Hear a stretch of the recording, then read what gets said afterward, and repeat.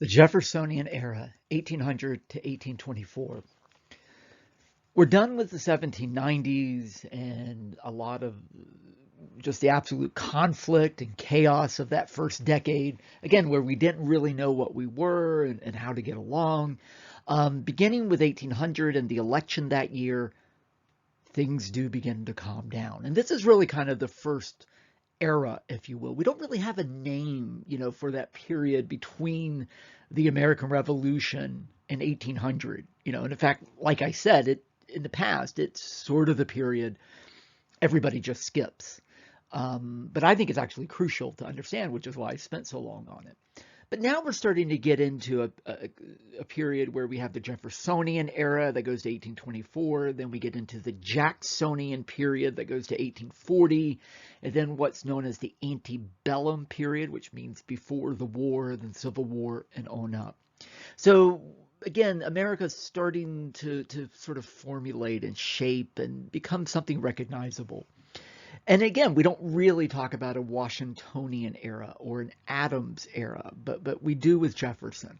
And it's because he had such an influence on how we Americans think of ourselves. If you ever get a chance to go to Washington, and I hope all of you do at some point, I think every American should go at least once, you'll see the Washington Monument. You'll see a Roosevelt monument. You won't see an Adams monument. However, and of course, the Lincoln Memorial, probably the most famous, but you will see, and I think it's actually quite the most striking, is the Jefferson Memorial, and you can see that behind the words here. And so this is a period that really was dominated pretty much by one person and that person's viewpoint of America. First off, Jefferson does change to some degree. I don't think Jefferson comes off very well in the 1790s. I think he's, without profanity, I think he's not a very nice person. I was going to use a different word. But, he's sneaking around behind the scenes. He's very partisan.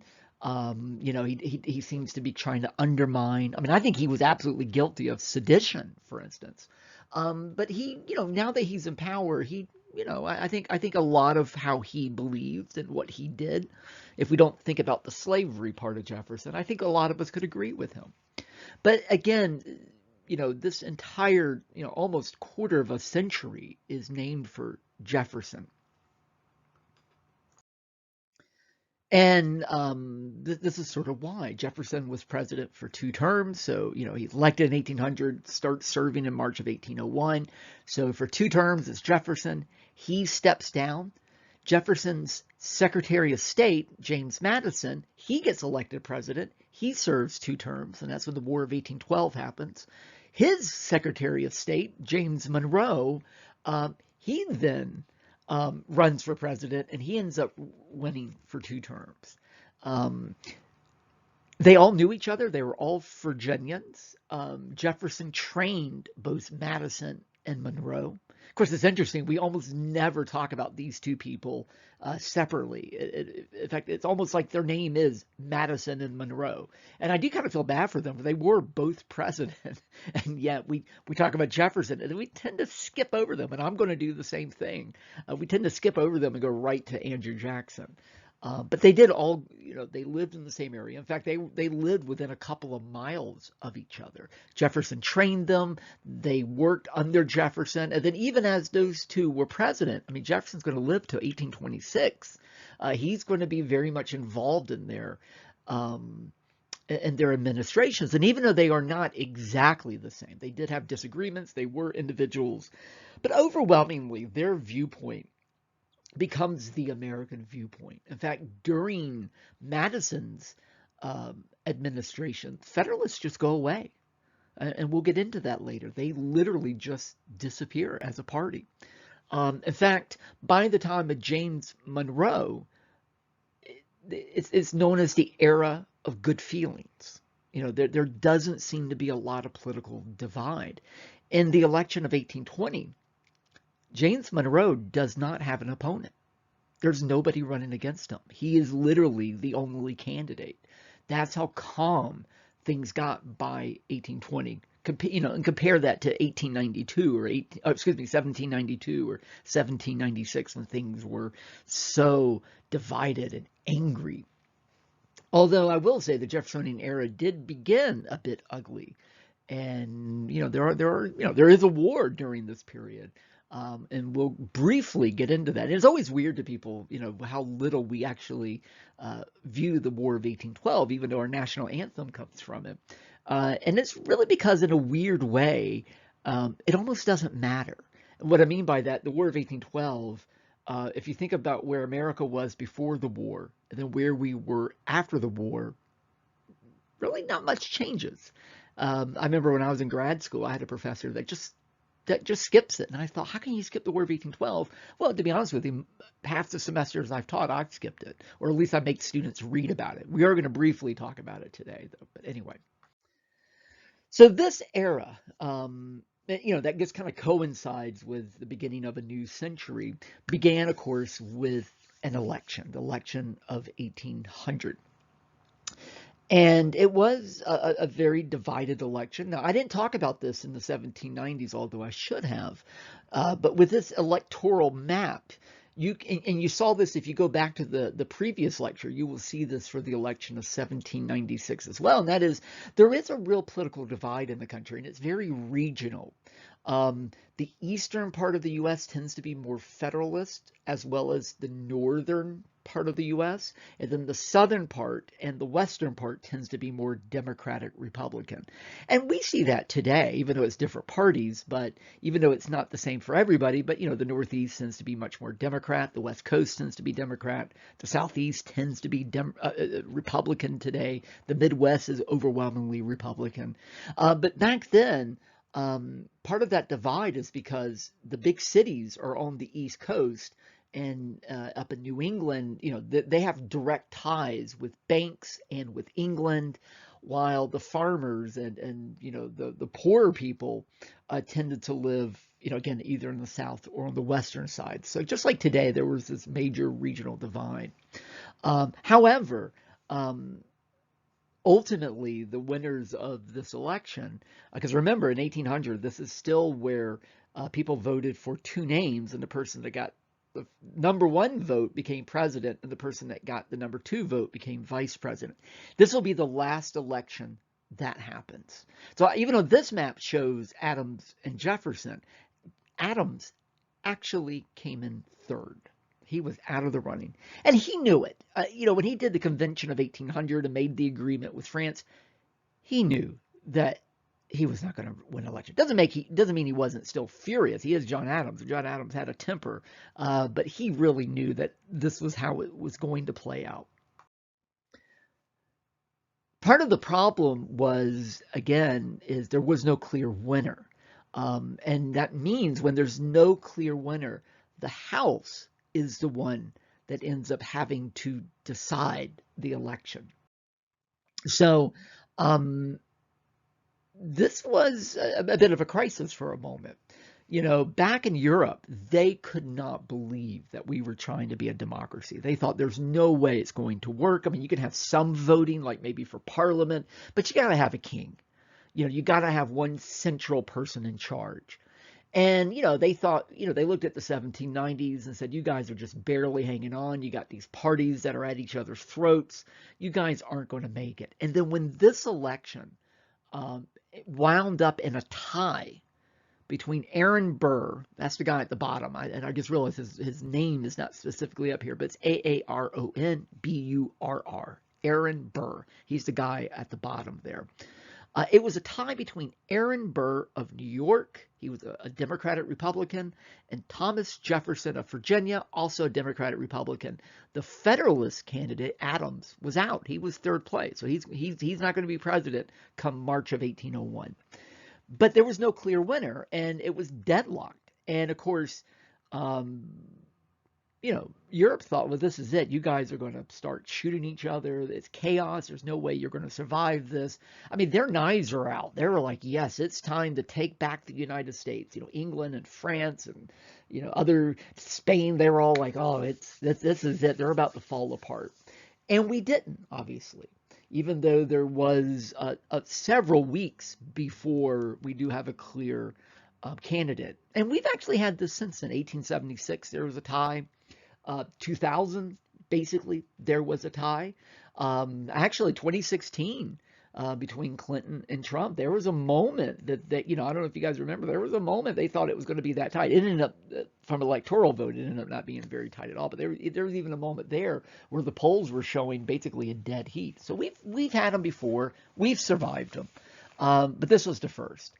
And so again, what happens when there's a tie with the electoral vote is that it's the House of Representatives. Oh, I forgot, 1824, there's going to be a tie. That was the second one, 1824.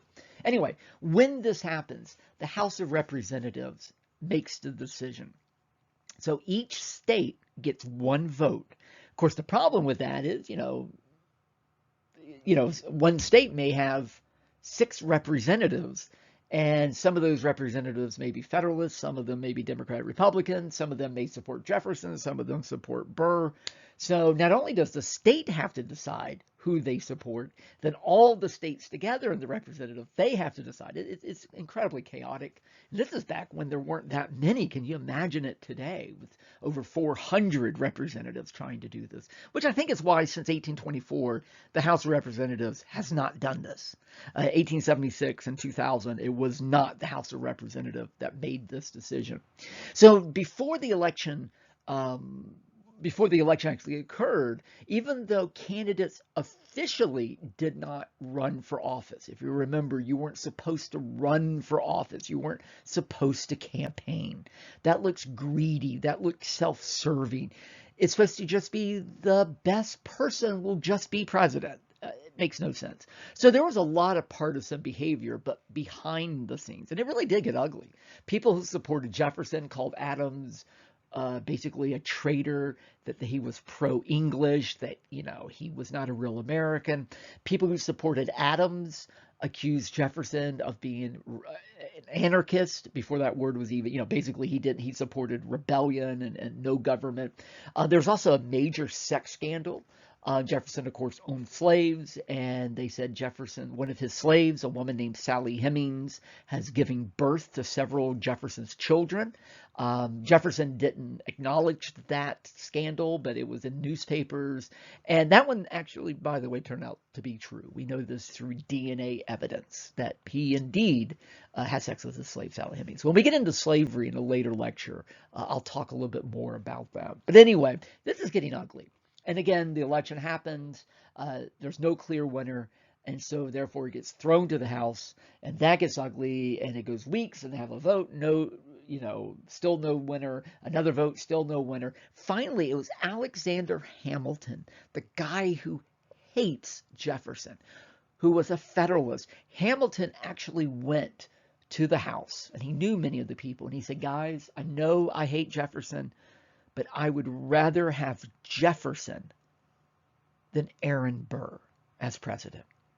And you'll see why you will agree with Hamilton by the end of this lecture. Anyway, Jefferson gets the vote. He becomes president. Aaron Burr becomes vice president. And Aaron Burr is not going to forget that Hamilton did that.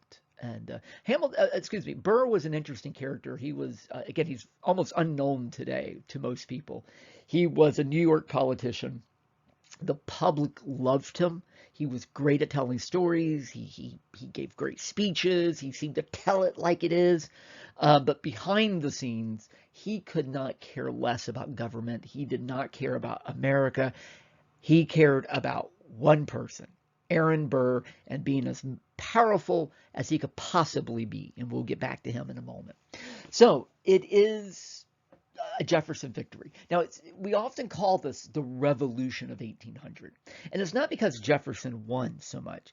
The big deal about this, and it may not seem like a big deal to you and I today, because this happens all the time, but this was the first real exchange of power. If you think about how revolutionary, how radical an election is, you have office, you're a president, you're a senator, you're a governor, let's say you're a Republican. And of course, people love to say there's no difference between the parties. Of course, there's major differences. Um, but, you're a Republican and an election is held and you lose. And so what do? If you're an American, when the day comes, you pack up your bags, you shake the person's hand, and you go home. There's no violence. There's no tanks being called. I mean, you look at the rest of the world today, 2020, you can look at countries, Eastern Europe, Africa, Latin America, parts of Asia. When somebody gets, Putin in Russia is a good example. When they lose an election, Putin makes sure he doesn't lose elections. He does things behind the scenes. But when these guys lose elections, they call for a recount. They call for another election. They pull the troops out. The tanks roll in. They don't leave. They have to be forced out. And this has never happened before. And Adams, who hates Jefferson, Federalists and Democratic Republicans are completely different. I mean, they're Americans, all of them, but they have very different viewpoints. And so what do the Federalists do? They walk away. They go home. There's no violence. And this is after a crazy election. There's no military being called in. There's no rioting in the streets. It's a revolution. And in fact, some people have argued, and I kind of agree with this, that America doesn't really become what we are. We don't really become a democracy until 1800. This proved to the world that we can do this. We can be a democracy. We can actually do this. It's easy when it's one party in power. But now that we've exchanged power, we can do this peacefully. And we've done it for 200 years now, 220 years now, we have done switching of power. We did it just in your lifetime. We did it in 2016. We did it in 2008. We did it in 2000. My lifetime, about every 8 to 12 years, we seem to switch parties as far as the White House, and we do it peacefully. That's because of this. Also, one other thing, the big deal about this election, after this election, they passed an amendment basically saying, okay, no more of this. For now on, a president and a vice president, they will run together as one ticket. So by 1804, they're going to totally change how they do this. Now, when Adams knew he was going to lose, and he did. He was not happy about it. He gets blamed, I think, for a lot of his behavior. And for instance, they talk about his midnight appointments. Because again, this is the first time we've seen in the federal government one party leave the federal. I mean, we'll still see Federalists in Congress, but even there, a lot of senators and representatives get voted out of Congress. But of course, the president's real power back then. Presidents, even though I'm going from one president to another, but really they weren't that powerful. They still aren't. But they are more powerful today than they were back then. The main power the president had, unless we were at war, was basically the ability to appoint people to office and sort of setting the tone for America. And so this is the first time that we're going to have a new party. So Adams, before he left, he appointed a bunch of people to office, young people, so that they would be in office for a long time, postmasters and judges and inspectors. And he kind of filled the government with a bunch of Federalists. Now, when Jefferson gets in office, he gets rid of most of them. But he couldn't get rid of this guy, which turns out to be one of the most important members of the Supreme Court, Chief Justice John Marshall. He will be Chief Justice until the 1830s. He is a Federalist. And I know I keep using this word over and over, but he hates Jefferson. He thinks Jefferson is so dangerous. I'm trying to think, Jefferson would be, if you think about like Hillary Clinton, people who aren't Democrats, and even some Democrats can't stand Hillary Clinton. And yet a lot of people can't stand Donald Trump. And I think George W. Bush and Obama had that same kind of, where people hated them or they loved them. And that's sort of Jefferson at this time. He was just somebody that if you were not a Democrat or Republican, he was the worst person ever. And that's definitely how Marshall thought. So he and Jefferson are going to kind of remain enemies throughout this time. Now, I'm not going to get too much into John Marshall, but if you get into political science and you study the law, Marshall just dominates American law for 30 years, And so he was the one guy that Jefferson could not get rid of. And he's going to come back to our story in a moment. Oh, I was going to say was before I always switch slides too quickly. Adams gets blamed for this. He's called the midnight appointments, but every president does this. Jefferson actually it won't be Jefferson, but when Monroe leaves in 1824, he's going to do the same thing. Every president does it. Clinton did it, Bush did it, Obama did it. When Trump's voted out, whether it's 2016 or when he has to, or excuse me, 2020 or when he has to leave in 2024, he'll do it. It's what you do. Adams just happened to be the first. So when Jefferson's inaugurated, he knows that this is a big deal. He is very aware that the world is watching. It's the first change of power. And he is going to do his best to set a tone. Even though Jefferson was very, very partisan during the election, he very much recognizes that, kind of like Washington, that how he behaves is really going to matter. And so he wants to set a certain tone. And I think this is one of the most important things Jefferson does, even though today it's almost completely forgotten about. And that is the speech that he gives when he's inaugurated. So, and also, again, just the image of the president. If you remember, Washington's inauguration was almost like a king being coronated. Jefferson, he's from Virginia, so he rides his own horse up to Washington, which, is a couple of days' journey by horse. He checks into a local hotel the night before. He gets up, he has breakfast with regular people. He walks to the Capitol, the U.S. Capitol. He's inaugurated. He gives a very quiet speech, and I'll talk about that in a moment.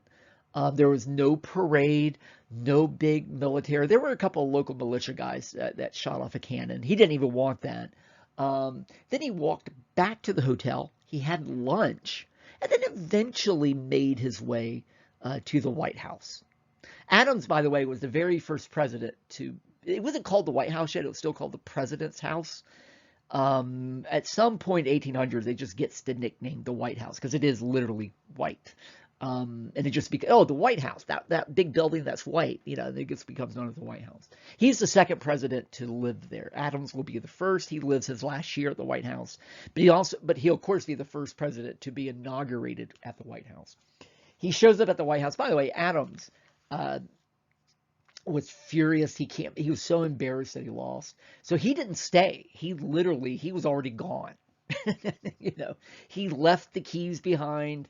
He left a curt letter, but that was it. He was already on his way back to Massachusetts by this point. So, Adams, I love Adams. I think he gets a bad rap, but in this regard, that was not cool.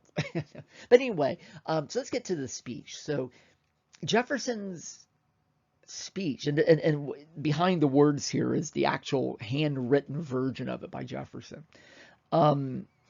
Basically, in the speech, he simply says, this is a very ugly election. There's a lot of bad vibes, but in the end, we're all Federalists. We're all Republicans, meaning we're all just Americans, and let's work together. And it's funny because every person that wins office today kind of gives the same speech. In political circles, this is one of the most important speeches. I think for most people, they forget about this speech. This is not well known outside of politics. But that idea of, because think about what he could have done. I usually yell this in class. I'm not going to do it today. But think about what he could have done. He could have gotten up there and gloated and said, yes, I'm number one, kick ass, I'm the best, screw that guy, you go to hell, Federalists, we're the best. He doesn't do that. I guarantee he felt that way. He probably wanted to do that, but he doesn't. He says, we're all Federalists, we're all Republicans. He may not have meant it, but it doesn't matter whether you mean it. It doesn't matter what you feel inside. In a society, it's how you behave. And he is making an effort. And this is another key thing, I think, that has made the United States work. And not to get on my soapbox, but I'm going to get on my soapbox. I think it's something that in the last 20 years, I do think, we've always been divided. I don't want to go down that road of, we're so divided today. We have been divided before. But I do feel like that this attitude is starting to slip away more and more and more. And I think everyone's guilty of this, where it's the other side is the enemy. It's not just that we disagree with the other side, we hate the other side. And I think Jefferson, who could hate quite a bit, kind of, had to learn, that's not how we function. And I think we could kind of relearn the lessons of the Revolution of 1800. So what kind of country was Jefferson trying to create?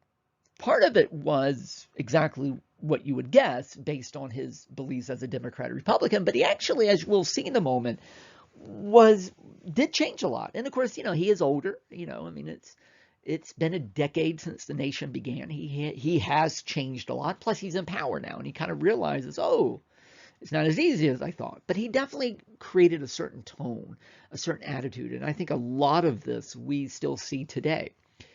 He wanted to create what he called a yeoman's republic. And yeoman basically means a small farmer. It's an old English word, and it just refers to somebody that owns a little plot of land and grows their own food. And, it was what we call agrarian ideals. And Jefferson, which is funny because he was not a yeoman. I mean, he was a gentleman farmer that owned slaves. He was elite. He drank the finest French wines. His furniture all came from France. This guy was the last thing from a yeoman farmer. But to him, to be a farmer, somebody that owns your own land, can grow your own food, to him, only that person can truly be free. Now, again, if you might remember going back to the Revolution and Samuel Johnson, the English writer that said, "Isn't it funny that the people screaming the loudest for freedom are the slave owners?" And I think he's absolutely right. And it is interesting, Jefferson, who was a slave owner, is very sensitive to this idea of, I don't want anything that smacks of slavery. And to him, working for somebody, which we all do nowadays, but if you work for a boss, you owe debt on your land, you owe mortgage on your house, you have to buy your food from somebody else. To him, that's like being a slave, So to him, the only way we could be a truly free nation is for all of us to work for ourselves. It's a nice idea. The reality is it doesn't work that way. If anybody's a farmer or grew up on a farm, you know that you've got to get bank loans, and you got to sell your food to make money, and of course you're vulnerable to the market and food prices, and we're a farmer today is as much a part of the system as a factory worker. But that's the idea. That's why he's so nuts about farmer. One thing I think that we today will definitely agree with Jefferson is getting rid of that idea of deference. Remember, deference is showing that somebody's superior to you. Now, we Southerners, as I've said before, we Southerners do have a tendency to maintain that deference. We're the yes ma'am and yes sir culture, and hold the door open for, we call it just being polite, but it's a little bit of deference too. I remember hearing my grandparents talk about things like don't get above your raisin, and But for the most part, Jefferson rejected what he called the rags of royalty. In fact, Jefferson would be appalled at how we treat presidents today. And I personally agree with him. Jimmy Carter, who I think gets a bad rap, just like John Adams, I think he also gets a bad rap.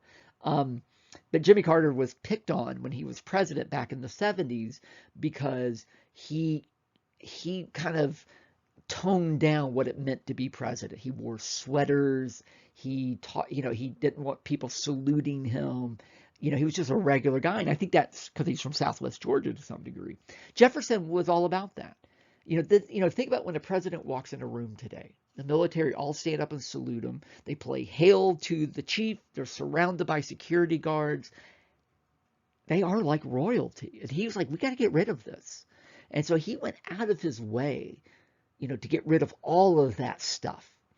For instance, when he was at the White House, when somebody knocked on the door, and by the way, all the way up until the early 1900s, you could go up to the White House and knock on the door and maybe see the president. I mean, Abraham Lincoln, every Friday during the Civil War, every Friday, you could stand in line and meet with the president. Which there's a part of me, I know it's not feasible today, but I think there is an element of that we need to get back to. But he would open the door himself. And it was funny because there's a description one time of him that somebody wrote, a friend of his, and they were at the White House. They were talking. Jefferson was kind of dressed up because he actually liked fancy clothes and such. And somebody knocked at the door. He took off his shoes. He put on a house coat. He answered the door. It was just some Joe Public. He talked to him for about 5 minutes, closed the door, put his shoes back on. And his friend said, "Why did you do that?" He's like, "Oh, that guy is going to go home. He's going to tell his friends that I met the president and the president was barefoot. He's just like me." I mean, it's a little bit of a character that he put on. This painting, which is the official portrait of Jefferson as president. Today, fur coats are a kind of a symbol of being rich. I mean, he looks like a pimp here almost. Notice it's just his regular hair. It's not a wig. The way he's dressed here is the way a small farmer would be dressed. Because back then, you didn't wear furs out like that. If you had fur on, it would be on the inside of the coat. That was the way frontiersmen dressed. I think today's equivalent is wearing blue jeans and a ball cap and short sleeves and taking your tie off. And think about whether it's Joe Biden or Donald Trump in 2020 or Barack Obama and George W. Bush, in the 2000s, when they're running for office, what are they? I mean, think about Donald Trump. What's his symbol? The MAGA hat, the red ball cap. Well, Donald Trump don't wear a damn ball cap unless he's running for president. It's that symbol of I'm just like you. I'm just a regular guy. I wear my blue jeans. I remember Hillary Clinton in 2016 eating some barbecue. I always remember this one picture of her, and she looks the most awkward, trying to pretend that she's just like us. Jefferson started that phenomenon, even though he wasn't just like us. But at the same time, it's kind of sweet, this idea that I'm not better than you. I'm equal to you. I'm not a founding father. I'm a founding brother. And that, even though, we get away from it sometimes, I think that is, and even if it is an act, I think that is key to some degree, the success of our nation. He did, you see him up here, he did several reforms. I mean, he did reduce the military and shrink the government to a degree. He reduced a lot of it. He tried to do as much as he could of getting rid of some of the influence of federalism. And of course, one of the main things is getting rid of that Alien Sedition Act, which everybody hated. But as we're going to see in a moment, to some degree, he was a bit of a federalist himself, but I'll explain that. Most of you probably know who this is just by the look of him. This is, of course, Napoleon, the leader of France by this point. Napoleon was part of the French Revolution, but by the end of the 1790s, he was a dictator in France and actually ended up declaring himself emperor. And by this point was beginning to take over all of Europe. The only country that he's not going to be able to take over basically is England. And he was getting ready. I mean, France still owned land in the New World, but they hadn't done a whole lot of colonizing yet. He was getting ready to rebuild the colonies in the New World. In other words, he was like, I'm going to finish taking over Europe, and then I am going to take over the New World, and I'm going to be the emperor of the world. I mean, literally that was Napoleon's goal. But things weren't going his way by the early 1800s. Not only was England starting to win victories, but there was a little problem. There was this little colony known as Haiti. Now, if you look on this map, right in the center, you see it says Dominican Republic. That island is the island of Hispaniola. If you remember, Hispaniola was the island that Christopher Columbus built the very first colony. La Navidad. Anyway, at this point, that island is two colonies. Dominican Republic on the one side, Haiti on the other. The purple is the Haiti, and it was basically a slave colony. They were growing sugar, and it was the vast majority of that colony, this French colony, were African slaves. And which is why when you think of somebody today as being Haitian, you almost always picture them as black, because it was mostly African slaves. And basically these slaves rose up in the 1790s, and ultimately they're going to win. The British colonies, the 13 colonies, were the first colonies to successfully break away from Europe. United States. Haiti is the second one to do that. A lot of people don't realize they were number 2. Eventually, all these colonies are going to break away, some through war, and some are just going to break away peacefully, like Canada and Mexico and stuff. But they were the first after us. And this Haitian Revolution, which initially started out relatively small, it's basically a slave revolt. In fact, it's one of the only truly successful slave revolts. It really is kind of sad that Haiti, which has had a lot of problems, Haiti doesn't get more respect for this. But it gets really ugly. And I know you can't see it very well, but if you look to the left, you'll see a Haitian soldier, and he's literally holding up a decapitated head of a French soldier.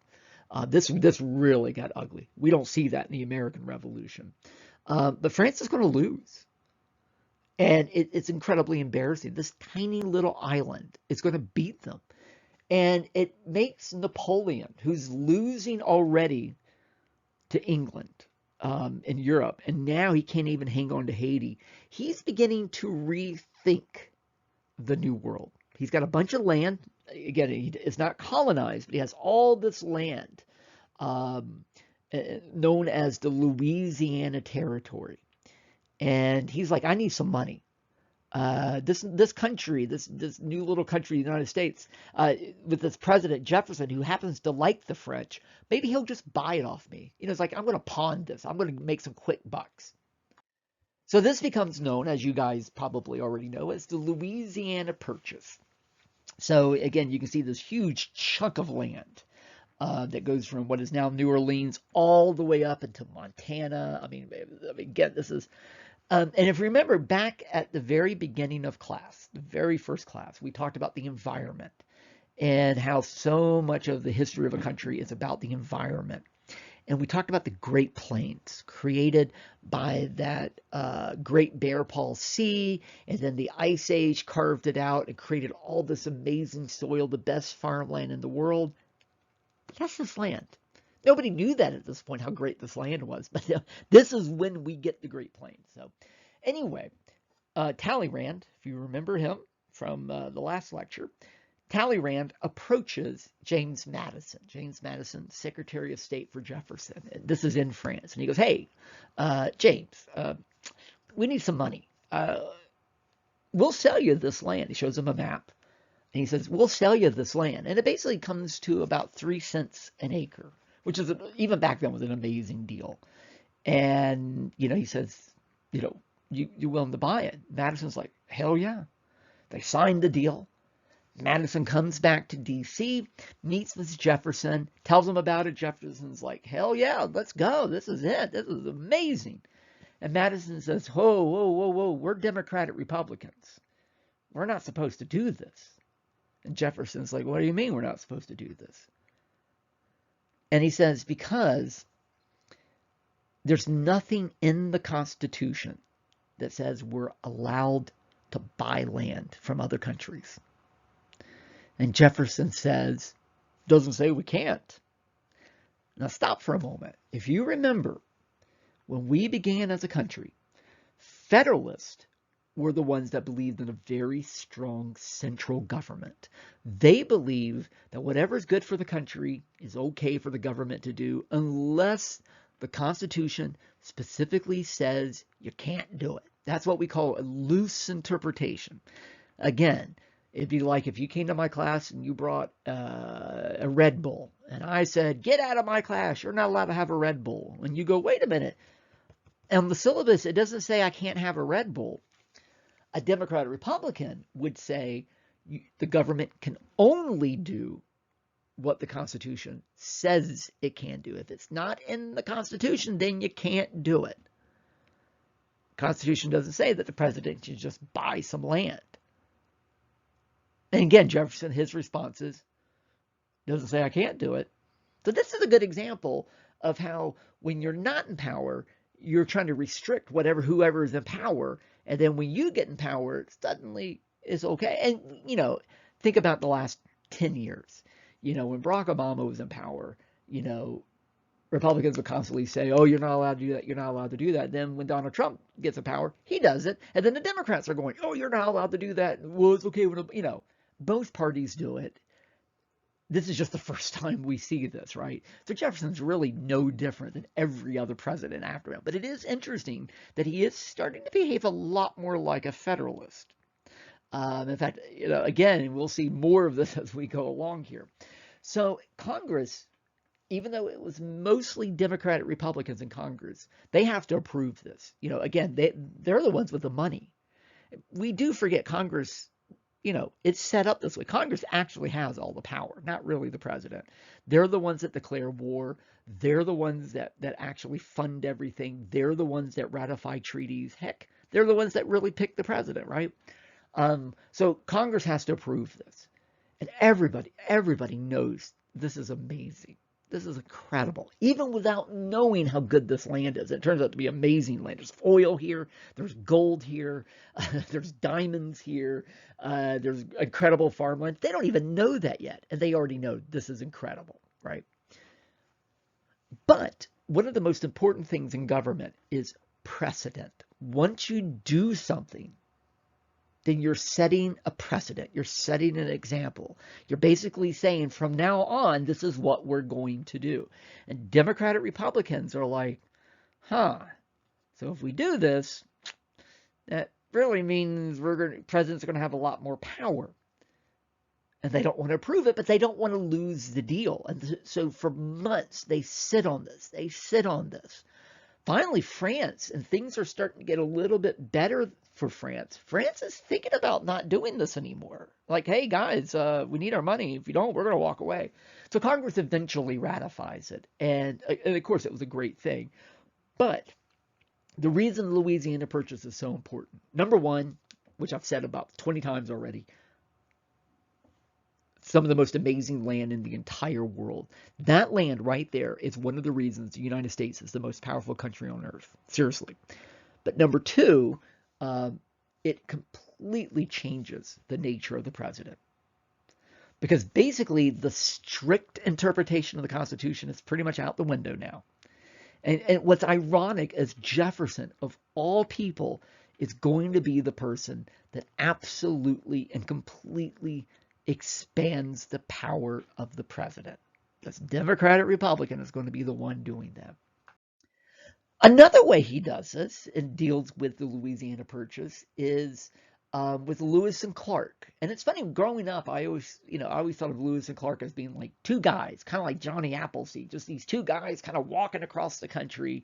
But of course, this was a scientific expedition. It was known as a Corps of Discovery. And so we bought all this land. We don't really have any maps of it. We don't really know what's there. What in the world did we just buy? So Jefferson is sending out a crew led by these two guys named Lewis and Clark, who were buddies of Jefferson, sending them out to check out this land. And to some degree, there's a lot of things going on. In your next slide, you'll see this. But this is also a scientific expedition. Something else that's not in the Constitution. I can think of all the things federal government does. I mean, invented the atomic bomb, creates vaccines for diseases. When we get a hurricane, FEMA comes out and helps rebuild roads and gives us money to help us get through the day. Went to the moon. It's 2020. We got a coronavirus pandemic. And what are we going to? The government, what are you going to do about it? That's all goes back to Jefferson. Jefferson, again, is saying, look, part of the role of government is to do science. I mean, Jefferson was a scientist. So again, this is another example of expanding the power of the government. The next slide is not going to have the map. So I do want you to look at this just for a moment, where it says the United States. That's the Louisiana Purchase going all the way up to the top. Where it says British territory. That's Canada, of course. But I just want you to notice the Oregon territory. Well, first off, the Spanish territory. It won't come up in this lecture, but later when we get into building up to the Civil War, we're going to get that territory through a war with Mexico. But this thing above it, Oregon country, that I want you to just remember for the next slide. So these two guys, William Clark and Meriwether Lewis, they are sent out with a whole crew of people. There's about 50 of them all together. And I mean, really was a military expedition. They spent most of their time actually in a boat, but they had several jobs to do. First off, one of the most important jobs was looking for the Northwest Passage. Now, you might remember this way back at the beginning of the semester. From the very beginning, going back to Columbus, there was always this hope that there would be a river that would run from the Atlantic Ocean straight across somehow to the Pacific Ocean. And it doesn't exist. You know, the English were looking for it, the French looked for it, the Spanish looked for it. It exists today in two ways. There's the Panama Canal, and also because of the ice caps melting, you can now do it across northern Canada. But back then you couldn't do it. So they were hoping. They went up the Missouri River, but it didn't make it all the way to the Pacific. So that ended up proving it doesn't exist. This was the last time they're looking for the Northwest Passage. They're also supposed to map out what they see, catalog everything. Jefferson was very much, again, a scientist. Today you would say he was partly a biologist, partly an archaeologist. The Smithsonian Museum of Natural History, a lot of their specimens came from this voyage because there's all kinds of animals and plants that Americans knew nothing about. So they were partly cataloging all of these things. By the way, the way that you got an animal back then, today you take a photo of it, you might drug it and put it in a cage. Back then you shot it, you gutted it, you stuffed it, and then you put it in a box and mailed it back. So if you go to Monticello today, the home of Jefferson, they actually have some stuffed animals from this voyage. So again, this is very much a natural expedition. And also creating maps and notice the resources you have. That's when they went, oh my God, this is amazing farmland, for instance. Of course, this land isn't empty. We Americans are really guilty of talking about how we came to this new land, this virgin territory, this open area. I'm like, no, we didn't. We only say that so we don't have to feel guilty of the fact that, I mean, we took the land from people who were living here. I mean, it's the way it is. And so, of course, this land was not empty. It was full of thousands and thousands and thousands of Native Americans. Would have been millions, but of course, by this point, we're talking 300 years of diseases, but there were still tens of thousands of Native Americans living out there. So they were living under French control. So part of their job, Lewis and Clark, was to now inform Native Americans that they were now under American control, which they probably didn't know they were under French control. And in fact, it's actually quite surprising that Lewis and Clark will live. And in a second, I'll tell you why they survived this and weren't just slaughtered. And finally, that Oregon Territory, right? That was a land, that sort of northwestern chunk of the U.S. Today, it's part of Idaho, part of Washington, part of Oregon. Oregon, by the way, is an old Native American word. Anyway, at that point, no one technically claimed it. Obviously, Native Americans were living there. A group called the Tlingit were living there. Russia claimed it. England claimed it, and now Jefferson is trying to claim it. So again, look at what Jefferson's doing. He's out there like, let's claim land. So because no one's living there other than Native Americans, his argument is we can get Lewis and Clark there, plant an American flag, map it, name it, we can get it. And eventually, obviously, we do get it. Not till 1845, but this is the beginning of us claiming the Oregon Territory. So Jefferson's all about expanding the size of the U.S. So the reason Lewis and Clark survived this thing is in large part because of this woman, Sacagawea. You may know her as the woman on the coin that nobody uses. There is literally a billion of these coins out west in a warehouse. They printed these, however you do it, not printed, but minted these, and no one ever uses them. It's so funny. We Americans do not like dollar coins. You go to every other country, they use dollar coins or pound coins. For some reason, we don't use it. We get one, we put it in a jar somewhere. But anyway, Sacagawea was a woman. She was married to a French fur trader. So when Lewis and Clark met her and her husband, They basically said, "Hey, you're Americans now." She was pregnant at the time, and they said, "You want to come with us?" And they're like, "Sure." So her and her husband traveled with Lewis and Clark in their expedition. She gave birth at one point. That's why there's a baby on the coin. But not only did she kind of know where she was going, more than once she sort of said, "Hey, go this way." But because she was with them and she clearly was free, not being held against her will, when Native Americans encountered Lewis and Clark, they were like, "Oh, you guys must be okay because look, you got a Native American with you." Okay. So just her presence kept them alive. The weird thing about this story, and it would make a fascinating film, is she was kidnapped as a baby. She actually belonged to a Native American group way out west as a young baby. Some European explorers basically captured her. It wasn't her husband, but it was Europeans. And eventually she was freed, and then she met her husband, a French guy, and they married. Well, on the way back on this journey, she ended up finding her family, and it was reunited with her Native American family. Again, if it was in a movie, you wouldn't believe it, but it actually happened. Anyway, so again, Sacagawea, I think it's often forgotten about. And even when she was on a coin, everybody forgets about it. First Native American on a coin, actually, by the way. One last thing, again, I always love a good mystery. And Meriwether Lewis, who was really kind of the guy in charge. I mean, he was the real player here. Good buddies with Jefferson. After this is over with, they become celebrities, by the way. They publish their journals. They become as famous as Benjamin Franklin. If you remember, Ben Franklin was really known as a scientist worldwide, more than he was a politician. Same with Meriwether Lewis. He becomes known as this explorer, this naturalist, right? So he gets rewarded by Jefferson because he becomes the governor of the Louisiana Territory, that huge chunk of land. He's the guy in charge of it now. And there is a lot of debate. Is he handling it right? There's some thought that maybe he's pocketing some of the federal dollars. So Congress is investigating Lewis, and so they're like, "Hey, Lewis, you need to come to Congress and testify." So on his way back to Congress, he stops at a tavern in Tennessee, basically what is Nashville today. And it's a small tavern.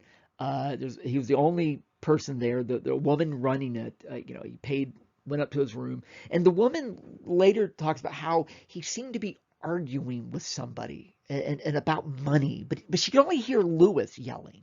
And then she heard a gunshot. And she doesn't, she's scared. And finally, the next day, she doesn't hear anything else. She finally gets the courage to go to the room. The door is locked from the inside. She manages to get inside. The window's closed and locked from the inside. And there is Meriwether Lewis dead, shot in the stomach, gun laying right beside him. Doesn't appear anybody broke in or broke out. But yet, did he commit suicide? But he was arguing. What's that about? And it's really been one of these big mysteries. And I know a lot of you are thinking about going into some kind of medical field. That's a huge part of history, trying to figure out, using modern medical science, trying to explain what happened in the past. And this is a classic example. The assumption that most people think is that he suffered from syphilis. We talked a lot about diseases that affected Native Americans. But there were a couple of diseases that Native Americans had that affected Europeans. And the main one was a sexually transmitted disease known as syphilis. Because the first records of syphilis show up in Europe in 1493. But we, through archaeology and DNA, we know there's a lot of syphilis pre-1492, but none in Europe till, which is a pretty good, and there's some other evidences today. So we're pretty sure syphilis began with Native Americans and affected Europeans. And it is an awful, you get it through sexual contact. And it's an awful way to die. Body parts fall off. You slowly go insane, and then you eventually die. And again, just kind of like going back to Columbus, there are several journals kept on the Lewis and Clark expedition. And if you remember with Columbus, I mentioned how these Spanish explorers talked about how openly sexual the Native Americans were, the women, because they weren't Christians. They were naked, they had sex with visitors. These guys wrote the same thing. But they always said that, but they always made sure of course, I did not do anything. And Lewis said the same thing. I did not. Well, Lewis clearly did. In fact, several members of the expedition ended up dying of syphilis. And we're pretty sure Meriwether Lewis did too. And the assumption was that he was having hallucinations and then shot himself. But it's still never been absolutely proven. But it is one of these weird mysteries. One other, I think, big event of the Jefferson era before we get into a couple of wars, and that is a little bit of gossip, and that is there was a duel, a very famous duel between Vice President Aaron Burr and Alexander Hamilton. Alexander Hamilton was still very much a Federalist. He wrote a lot of articles critical of Aaron Burr and Thomas Jefferson. Most of the time, he did put his name on it. And he was from New York. Aaron Burr was from New York. They knew each other. They couldn't stand each other. And he wrote an article very critical of Aaron Burr. And Aaron Burr called him out on it and said, look, I know you wrote this article. We're going to duel. I'm going to kill you. And Alexander Hamilton agrees to the duel. He basically says, okay, you got it. Let's do this. And so they did agree. And Hamilton, who'd actually been in a duel, but he wasn't really a major fighter, but he'd actually been in a duel before. He kind of knew he was not going to survive this thing. But nonetheless, he agreed to do it. He wrote a note basically saying, the reason I'm agreeing to do this is because I'm right. Aaron Burr is a terrible person. Now, he did think that he might survive this thing because of these guns. These guns were a gift to him from his son-in-law actually, who had used these guns in another duel. These guns were today they're on display in New York at the Chase Manhattan Bank. But his son-in-law, John Church, gave him these guns as kind of like literally a secret weapon, because the trigger on these, if you just barely touch them, the gun will go off. And again, in a duel, you need any advantage you can get. So they're 56 caliber. They're a little bit large for dueling, but they have these brass barrels and walnut stock. These really aren't dueling guns, but his son-in-law gives him these because he thinks this might actually help him. Oh, shoot. I thought I had one more image here. I got this out of order. So let me tell you about the duel, and then we'll explain this image. I screwed up on this. So the reason the duel is so important to have a hair trigger gun is because, you stand so far apart, you at a signal, you shoot at the same time. So if you can get your gun to shoot quicker, then you're going to win. So the story, there's always debate about this, but the story, there's a couple of stories. One story says that Hamilton, shot first, but he missed and he hit a tree. Another story says that as he lifted his gun, because of the hair trigger, it went off too early. Of course, these guns, you have to reload. Another said the gun just simply misfired. No matter what exactly happened, what we do know is that Hamilton's gun went off, which gave Aaron Burr, the guy here on the left, more of a chance to really aim. And he shot Hamilton in the stomach. Hamilton didn't die immediately. They actually were able to get him back home, but over the next couple hours, he bled out and he died. So the sitting vice president of the United States shot and killed the leader of the opposing party. Again, this was illegal. It happened in New York, and it was, so it was under New York jurisdiction. Basically, nobody in New York decided to prosecute because it was two New Yorkers that did it. Aaron Burr went back to D.C., sat, as vice president in Congress, and then in 1804, during the election, Jefferson basically switched. He basically kicked Aaron Burr off the ticket. He said, I'm not going to run with you. So Aaron Burr in March of 1805 is out of a job. So what he did, and this is now the right slide, what he ended up doing basically was moving out west. And what he basically, his plan was to detach the western states and territories and create a new nation. This is, again, this is what Hamilton knew. Maybe not the details, but he knew Aaron Burr was this kind of crazy. This guy wanted to be king, basically. This is why Hamilton and Jefferson fought so hard to make sure he did not become president. Even while he was still vice president, he met with a British diplomat to talk about this plan. The British diplomat just basically walked away, said, you're nuts. So he met with the guy on the right here, a guy named General James Wilkinson.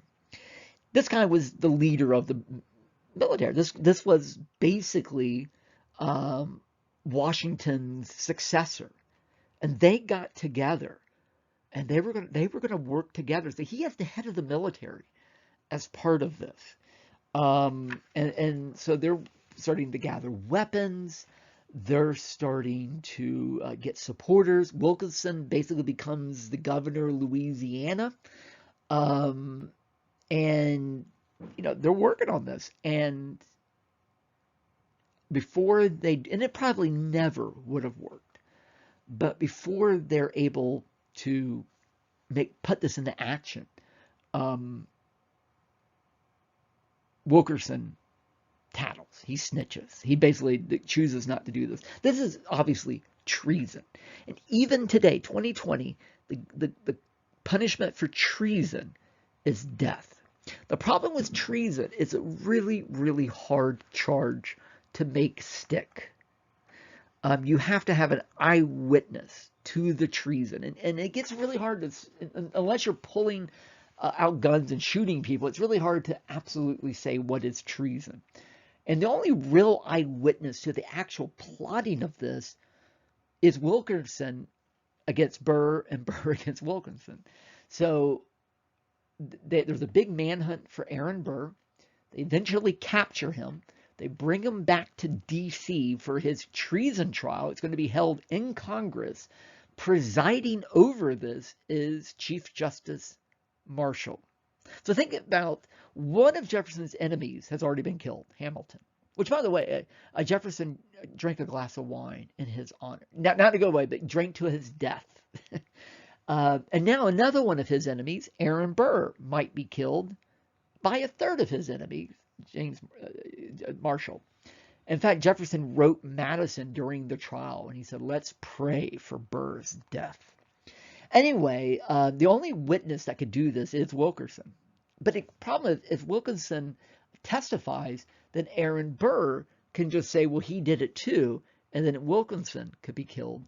So Wilkinson pled the Fifth. And if you guys know what that means the Fifth Amendment. The Fifth Amendment says you cannot be forced to give testimony against yourself. The reason it's there is so that somebody can't torture you into testifying against yourself. So he pleads the Fifth. Aaron Burr gets off. So this guy almost becomes president, plots to take over the United States, kills somebody, and then survives his treason trial. The guy's, again, I can't believe there's not a movie about this guy. I can see an HBO series about him. And he'll survive for another 30 years. He's going to go over to England and become very rich. He's going to survive until the late 1830s. He's going to be the last surviving founding father, basically. It's literally almost an unbelievable story. So, other than Louisiana Purchase, what's the big story with Jefferson? Well, the big story with Jefferson is something that's almost completely unknown today. A lot of people forget that before the War of 1812, there was another war, America's first war on terror. We think it's 9/11. It actually happened 200 years before 9/11. And it's against Muslim terrorism. So let's tell the story. So on August 1st, 1801, at 9 a.m., the USS Enterprise, I know, think Star Trek when you hear that, a Navy ship, was flying a British flag. At that point, the nation of Tripoli, which is a Muslim country in northern Africa, and England were allies. And the USS Enterprise was secretly you know, this American ship was pretending to be British ship, and they were, trying to trick the people of Tripoli. Um, in fact, if you know the Marine Corps hymn, it starts with the shore from the shores of Tripoli to the halls of from the halls of Montezuma to the shores of Tripoli. This is the shores of Tripoli part. Anyway, a ship called the Tripoli comes out and basically yells to this ship, "Hey, we're hunting Americans. Have you seen any Americans yet?" And at that moment, they pull down their British flag. They quickly raised the American flag, and they immediately started opening fire. And the Tripoli ends up surrendering, and Americans sunk the ship. No American was killed or wounded in this battle. This was the opening battle of something known as the Barbary Wars, the first war on terror. So when we think of pirates, this is often what we think of. The Jolly Rogers, as they're called, the cross and skull and crossbones, probably the most common. Sometimes they were just black flags. The one on the left was technically Blackbeard's pirate's flag. The one on the right is Calico Jack's flag. And I always, as a kid, always like, why do pirates fly flags? Isn't that weird to actually just, hey, everybody, I'm a pirate? Be like going around going, hi, I'm a bank robber. But of course, the best way to fight is to make the other person not fight. So if you have a really bad reputation, you want to make sure that everybody knows about it so that you don't have to fight. You just show up. They're like, oh my God, it's a pirate. Here's our money. Don't kill us. And so that was really the secret to pirates. That's why the flag's such a big deal, because they would do outlandish, horrible things, get a bad reputation, and then they don't have to do that anymore. They can get fat and lazy, and people still give them all their money. Well, this is what we tend to think of as pirates. And absolutely, most of these would have been British pirates and maybe some French pirates. But the scariest pirates, for most people, especially by the early 1800s, would have flown flags like this. They would have been Muslim pirates, the Barbary pirates, as they were called. And in fact, these Muslim pirates, with the Corsairs, in fact, if you think of the image of a pirate, it's there's an element, like, you think Johnny Depp from Pirates of the Caribbean. There's definitely a British element. You see the tri-corner hat and the British accent and the rum. But then, you think of these kind of curved swords and the loose pants and the kind of sash belt. Well, that's the Muslim part. And because what Hollywood does today, we kind of blend all these different pirate styles into kind of one look. And again, I'm not a fan of them, but Johnny Depp and the Pirates of the Caribbean is very much a blending of English pirates, French pirates, and these Muslim pirates. But basically, they would have been mujahideen, religious warriors. It's funny, since 9/11, there's been a lot of talk about jihad, and that Muslims go out and they kill people in the name of their religion, and obviously some do. What's really sad is that jihad initially, in the Quran, is about defeating temptation. That jihad is supposed to be within a person. We all have it's like the angel and the devil on each shoulder, right? One side of you is telling you do it, and the other side is going, no, it's not right. That's all jihad is supposed to be. But over the centuries, some people took it literally. And these Muslim pirates would argue that we're on a jihad. We're holy warriors, and we're going to fight the infidels. And they would have been on ships like these, very specific ships that were designed to be very fast, very efficient. And what these guys were again, pirates from the Ottoman Empire. Ottoman Empire is the Muslim Empire.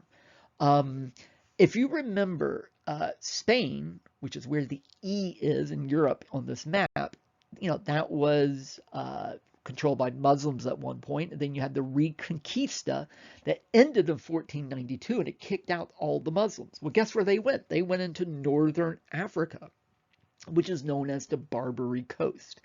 And in fact, that word goes back to the word barbarian.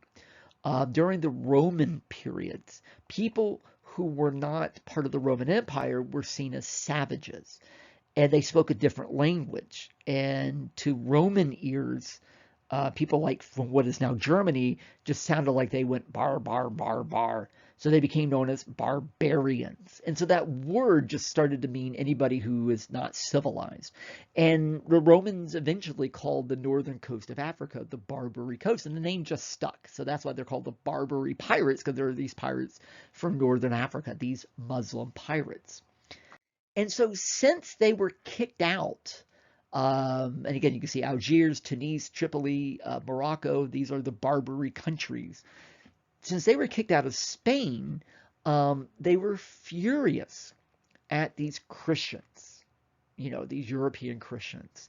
So after the Reconquista, some of these guys started to literally attack any Christian European ships, demanding tribute. Because under Muslim law, traditionally, for instance, when Spain was under Muslim control, you didn't have to be a Muslim, but you did have to pay tribute if you weren't a Muslim. You could live here, but you have to pay some tribute. And that's what these pirates are basically doing. They're like, we're going to kill you unless you give us your money, and we'll consider that tribute. And so, and of course, this is just good business. So they become known as the Terror, at least in England. By the early 1600s, England starts paying tribute. They find that these guys are incredible fighters, and it's just easier to pay them off every year. It's like the mafia, just pay them off every year, and we don't actually have to fight these guys all the time. In fact, part of the English budget every year was just to literally pay off the Terror. And this is something that colonists were most colonists didn't even realize this was happening. I mean, there, as you can see, in 1625, actually one of the people in the colony of Virginia were actually captured. But generally speaking, the colonists didn't even realize this was happening. So England starts paying this off, and then France starts doing it, Spain starts. It just becomes what you do. It's just how you do. It's like a bribe. This is how Europeans did business, is they would pay off the Terror. Now, the problem with the Terror, the pirates, is that, again, they ended up not having to fight anymore. Generations go by, they're not really fighting much anymore. The number of these pirates begin to dwindle because of the plague and other problems. They're no longer, again, these incredible military forces, but they still have this incredible reputation. And so they were very much feared by Europeans. And just to give an example, in 1678, a Massachusetts ship was taken. That same year, 13 Virginia ships were taken because that year England didn't pay the tribute. And boom, they start attacking ships, and they went back to paying the tribute. So this was a big deal. Well, kind of going back a little bit, I talked about when we were a new nation, we had the same old problem, meaning we had the problem of still having to pay taxes. Well, we also had a new problem. Again, it's like we moved out of our parents' home. Our parents pay the rent. Our parents buy the food. You move out, and you're like, oh, I got to pay the rent. I got to buy my own food. One thing that a lot of people didn't realize in this country was that England had been paying off, for over a century, been paying off the Terror all that time. Well, now that we're a new country, England's not paying for us anymore. And so a year after we become a brand new country, 1784, our ships, we're going to Europe, we're trading, trying to make some money. We start getting attacked by these Barbary pirates. We didn't have a U.S. Navy. Britain wasn't protecting us anymore. We've got to deal with this. I mean, 100 ships every year before the Revolution used to trade in the Mediterranean. 20,000 tons of good. This is lumber, grain, rice, sugar, cotton. We're depending on that money. And now we're being attacked. We don't have the protection anymore. But we still need to trade in the Mediterranean, trade with the Middle East to make money. It's literally 20% of all of our trade is trading in the Mediterranean. So, in 1783, every one of our ships were captured, sunk, or sold by the Barbary pirates. 1784, same thing happens. We're completely outgunned. We're in trouble. So this is one of the reasons why another reason why we create a constitution. We need a stronger government to handle this. The Confederation can't handle this. We need a real military to handle this. And again, what's interesting is Jefferson is furious at this. So he's ordered by the Confederation. He and Adams were both ordered to go over there and pay off. And Jefferson was furious, absolutely furious at this. 1790, after Washington was president, we paid $140,000. Jefferson wanted to go to war, but Washington's like, we can't do that. We paid over $1 million by 1800. Jefferson was absolutely against this, and part of it because he thought, we're a new nation, we have to do this. We have to do this. We have to establish ourselves as a independent nation. But there's also a racial idea here. A lot of these pirates were basically Africans, and the idea, because a lot of times these ships were attacked, the people were basically taken as slaves. I mean, this is what happened to John Smith, as in Jamestown John Smith. This is what happened to him. So the idea of Africans enslaving whites also just Jefferson, from a slave owner's viewpoint, was furious at this as well. But anyway, the argument was, we can't afford to do this. Adams ultimately argued to pay it. Jefferson argued for war. But ultimately, like I said, we ended up paying this. So, I mentioned, last lecture, we talked quite a bit about Abraham Baldwin. Now we got to talk about another local name, although he's not local. He's actually not from Georgia, but we used to be Bainbridge State College. Many of you live in the town of Bainbridge. This is where we get the name from, a guy named William Bainbridge. He was the son of a Princeton doctor. At 15, he was a deckhand. He was a captain before he was even 20 years old. He was the father of 4. He was the captain of a ship called the USS Retaliation, the only U.S. Navy ship to be captured during the Quasi War. So in many ways, it's funny that he's kind of a hero because he actually had a lot of bad luck. He had to pay tribute to the Algiers leader. He was told by one of the leaders, Muslim leaders of Algiers, you pay me tribute now or you are my slave. Anyway, by 1800, he was, that first story I told you about the USS Enterprise, he was the captain of that ship. Before that happened, in 1800, he was the captain of a different ship, the George Washington. In September, he sailed to Algiers with gunpowder, sugar, coffee, herring, and a tribute payment. So he was going to trade and pay tribute. The leader in Algiers made Bainbridge then delivered that tribute to the Sultan, the main leader in Constantinople, because Algiers was having to pay tribute to Constantinople. So they said, you're going to pay the tribute for us. So you're going to do our dirty work for us. And so basically he turned William Bainbridge into a personal courier. I mean, this is really, really just totally embarrassing for the U.S. And Bainbridge had no choice. So he even had to fly an Algerian flag when he did this.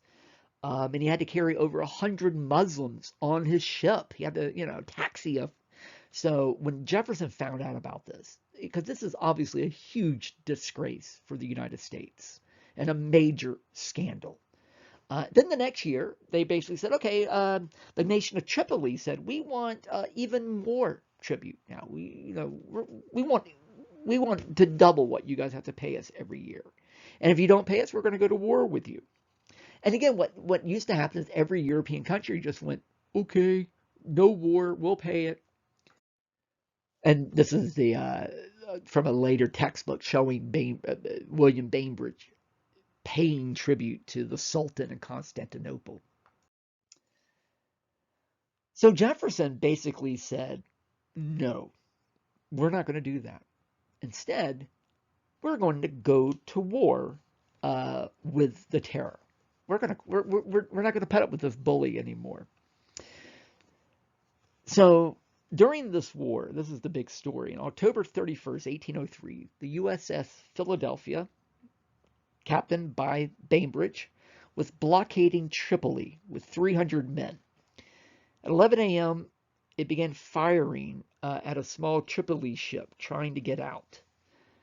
But the Philadelphia ran aground on a sandbar and was stuck. 9 Tripoli ships descended upon them. The Philadelphia was outgunned. And so Bainbridge surrendered. So again, if you think about it, Bainbridge surrendered a ship during the Closet War. He gets his nose rubbed into it in 1800, and now 1803, his ship is surrendering. Again, William Bainbridge. Anyway, so he is captured, and he's going to be held for ransom. That brings in the other guy, Stephen Decatur, as in Decatur County. Decatur snuck into the harbor and actually, not because the USS Philadelphia was stuck on the sandbar, right? So he sneaks in, destroys the Philadelphia so that the Muslims don't get it. And then he actually rescues Bainbridge. Eventually using the USS Constitution. So it's funny, the national anthem today, by William Scott Key, was originally written for Stephen Decatur. He was the hero of this war. So William Bainbridge kind of starts it. He gets captured. Stephen Decatur saves him and ultimately is proven victorious. And again, this is where the Marine Corps hymn, "To the Shores of Tripoli," comes from. So basically, the Barbary War, we win. It turns out the terror wasn't that terrible anymore. They were not that powerful. It was all reputation. And it was really embarrassing for England and France and Spain, which have been paying millions and millions and millions to the terror. And here's this dinky little country with this brand new military, and we just slap them around a little bit and we win. And suddenly, everybody in Europe goes, "Oh, we look like idiots." Because again, the terror really were amazing in the 1500s, but by 1800s, they were nothing. So during this war, it partly really firms up our U.S. Navy. It did cost us a bit of money, but it ended the terror. We do end up paying a little bit of ransom in the end, a little bit of face saving for the Muslims. But basically, we get free trade in the Mediterranean and no more tribute. The terror is over. And we win this thing. And this is all under Jefferson, the last person you would think would start a war. So again, is Jefferson a Federalist? Mr. Anti-big government, anti-central government, anti-military. He maintains and expands and uses the U.S. Navy. He is using the federal government to expand trade. Remember, he's all about farming. Here he is expanding trade. He does the Louisiana Purchase. He, at one point, is in a dispute with England. He closes off ports. He embargoes England. I mean, he is using the federal government to do all kinds of things. He wanted national roads built. He wanted a national university built. Is he really a Federalist? And I think to some degree he kind of is. I think the real answer is Jefferson simply evolved.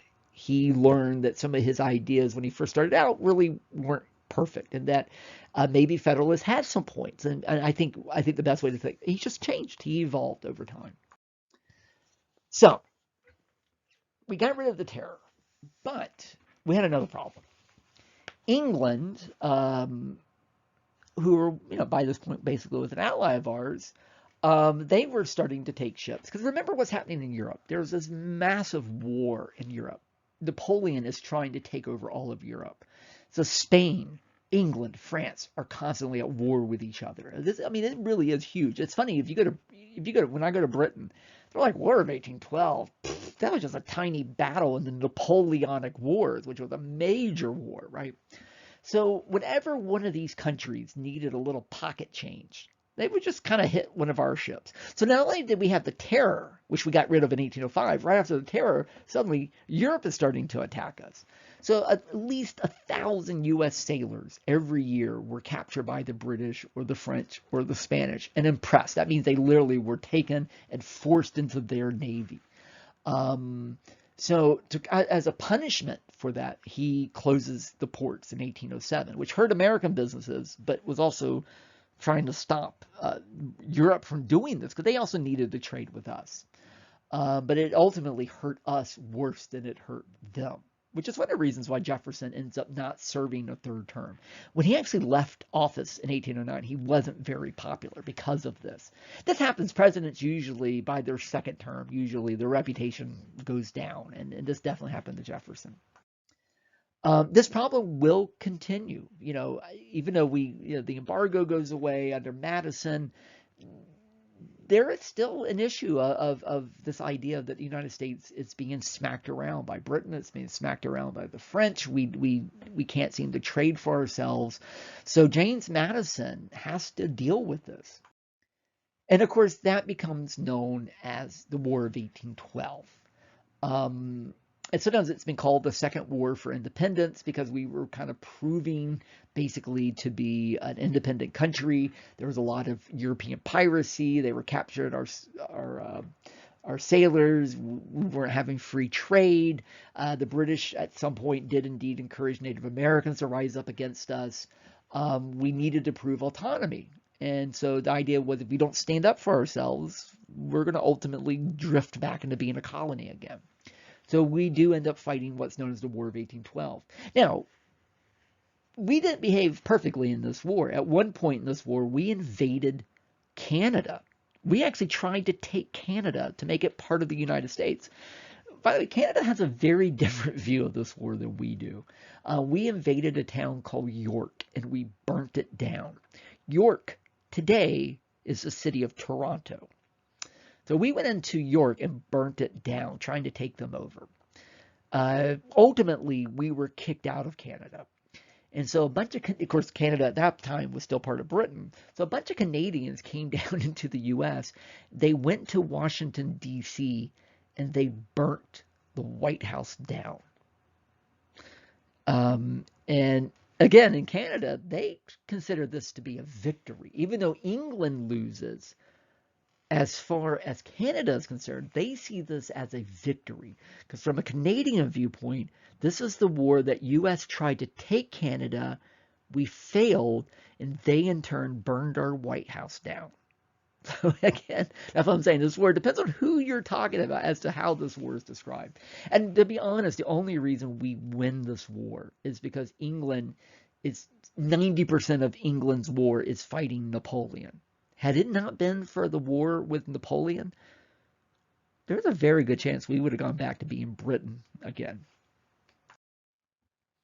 But England is exhausted from the Napoleonic War. They don't, England was starting to move away from the idea of colonies anyway to some degree, especially in the, because eventually Canada is going to be set free. This really isn't worth it for them. So there is ultimately an agreement, and it's known as a status quo antebellum. What that means is nothing changes. Status quo meaning everything's the same. Antebellum meaning before the war. So the Treaty of Ghent basically said the way it was in 1812, we'll go back to that in 1814. So that's what I'm saying. It's a war you sort of can skip, and almost nothing changes. Part of the biggest thing for this class with the War of 1812, I know you're having to read a little bit about it, was that during this war, this was seen as a Democratic-Republican war. Federalists hated this war. And some Federalists in New England had actually talked about breaking New England away from the United States and joining with Canada, maybe. This eventually makes its way out to the press because not all Federalists agreed with this. Not only that, but they were doing this just as the war was ending. In fact, the war ended before they knew about it. So at this Hartford convention where they're coming up with these ideas, suddenly the news is out that, oh, the war's over with and the U.S. wins. And suddenly these guys look like a bunch of traitors. And so it pretty much ended the Federalist Party. This is when the Federalist Party disappeared. So what's the significance of the war? Again, status quo antebellum. I put question mark because, in a way we do achieve some goals here. This is the last time England does this to us. We do get a sense of autonomy here. This is all the beginning of the era of good feelings because there is no opposing party. National government obviously is strengthened even further through this war. And sadly, because now we have a lot more free shipping and free sailing, we do see slavery explode after this. And